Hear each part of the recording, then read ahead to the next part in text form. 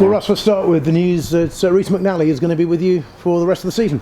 Yep, good news. I think he's done really well in the last month since he's been with us, and hopefully he can only improve. So I thank Solihull for their services really. So look forward to working with him. And that's where the loan system really works well, isn't it? Because you get a month to have a look at somebody, and if it works out well for all parties, you can extend it. Yeah, I think so. I think that's how the loan market usually works. You don't commit yourself too long. But we've got a good relationship with Solihull, so it is what it is, and he's our player now to the end of the season. What do you think Reese has added? He's just added competition for place. Obviously, without Alex Penn in that night, Percival, we were always looking for a centre half to come in.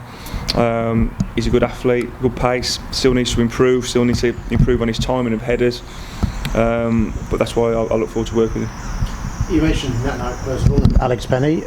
I gather they're getting closer to a return. Yeah, Alex is with the group now, so he's fit, and Nat's probably a week behind him. So, like I said in the last interview, we've got the Senior Cup next Tuesday. They both will feature, hopefully, and we'll go from there. And that'll be a real bonus, won't it, really? Because they've both been out for quite a while now. Yeah, it will be. Two big personalities, two big characters, good experience, especially Nat. I think we all saw what we can get from him in the first 12 games of the season and where we were in the table. We've desperately missed him, and we know what we get from Alex Penny from last season. He's only played one game this year, full game, and he's missed a big chunk of the season, so he needs to be right to come back. Joe Leasley had to go off during the home game against Hereford. What's the latest there? Yeah, not very good at all, so that could be his season done, to be honest. So it's sad really, because he's had a big impact on the group, especially the last month. We hope it's not going to be as bad, but you're looking minimum 2 months to 10 weeks. He's seen a surgeon today. It's a knee problem, is it? It's a knee problem, yeah. That's very sad. You see, he has made an impact since he's come in. He's a really good player. Yeah, he has, and that's what makes it more disappointing. But this is what happens in football. You're always 1 second away from a bad injury. And so, he'll get looked after now and see where we go. We'll know a lot more probably this time next week. But he's had all his scans and we've done that really quick. So I'd like to thank the physio and the doctors at the football club who have got on track on top of that. We'll see in the next couple of days. But it's not good. Yeah, I've done well there really, because given the time of year, of course, when people are on holiday generally. Yeah, it's just having good contacts really and asking other clubs to help you out. So pleased with that. Reflecting on the Christmas period, I mean, I know it's a bit of a hackneyed old expression really, but if somebody offered you 4 points from 6 before the start, you might want to take that.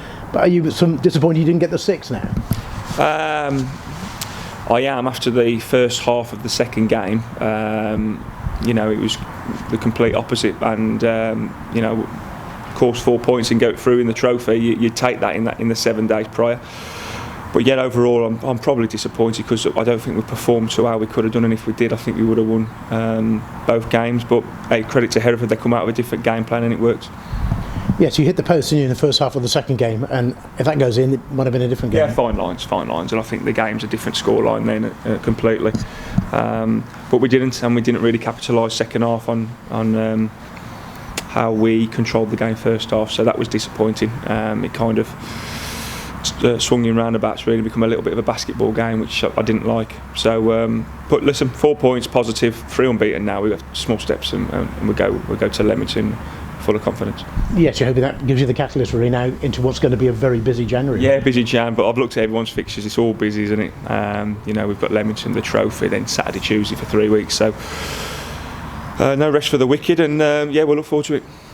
Leamington then, who are usually very tough not to crack, especially on their own ground. Oh, they are. No doubt, toughest game of the season for us, and we're going to go there, and we're going to get at them because we have to, and we need points now from now to the end of the season, and it starts again this Saturday. Hopefully, backing up the 4 points that we've got. Looking in from the outside, they seem to be the sort of club that have gone about things the right way, really. They got into this league. It was, a bit of a scrap for the first couple of seasons, if we're being honest, but now they've put in some really good foundations there. Yeah, it's down to the manager, to be honest. He's been there over 10 years now, and it takes time. It just shows you what a bit of consistency can do at a football club. Don't get me wrong, I don't think they're ever going to win this league, but they never ever look like going down, and I think last year they were even competing for the top 7 for large amounts of the season. On the resources they've got, full credit, and that's why Paul Holleran's been in the game for such a long time. Who would be the danger men for Leamington? Well, obviously Jack Edwards always causes problems. Dan Turner, if he finds the form he did at the start of the season. The wide main cross. You've got Raheem Reid. So they're a good team. They're solid, and we know everything about them. I can tell you exactly how they're going to play now. But it doesn't mean we're going to stop it. We're going to do our best to do. But we've got to put our structure and our game plan on them. You mentioned when we spoke recently you're still looking to freshen things up. Is there any news on that front? I was hoping there'd be some news today, but there isn't. So been a disappointing week in that. Three targets. 2 targets have fell through. One's question markable. So yeah, I've been disappointed in that. So close to a couple of them, and then you lose Joe as well.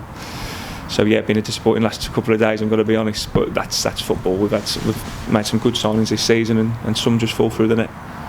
And final point, obviously we've just reached the turn of the year, second half of the season stretches out ahead of you. As we've mentioned, it's a very busy January. Obviously the challenge now is to kick on with and build on what you've done over Christmas. Yeah, that's exactly it, Trev. I'm not going to get carried away. I'm not going to think too much of where we need to be at the end of the season or where everyone wants us to be. We've got to just take each game as it comes, each month as it comes. Look forward to Leamington, look forward to Dorking away next week, and that's all I can control at the moment. What will be after that, and we'll go from there.